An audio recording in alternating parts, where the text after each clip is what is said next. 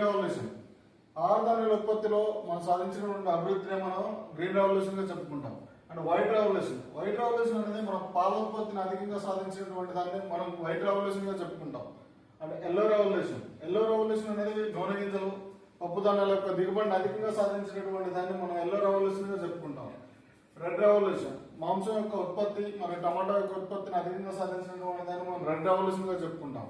And brown revolution. Brown revolution మనం మసాలా దినుసుల ఉత్పత్తి and తోల యొక్క ఉత్పత్తి మరియు కాఫీ, కోకా అండ్ సాంప్రదాయేతర పంటల యొక్క అభివృద్ధినే మనం బ్రౌన్ రెవల్యూషన్ గా చెప్పుకుంటాం. And golden revolution. పండ్ల యొక్క ఉత్పత్తిని అధికంగా సాధించినటువంటి దాన్ని మనం గోల్డెన్ రెవల్యూషన్ గా చెప్పుకుంటాం. And grey revolution. ఎరువుల యొక్క అధిక ఉత్పత్తినే మనం గ్రే రెవల్యూషన్ గా చెప్పుకుంటాం. Silver revolution. కోడిగుడ్ల యొక్క ఉత్పత్తి అండ్ పౌల్ట్రీ ఉత్పత్తుల యొక్క గణనీయమైన అభివృద్ధినే మనం సిల్వర్ రెవల్యూషన్ గా చెప్పుకుంటాం. Pink revolution.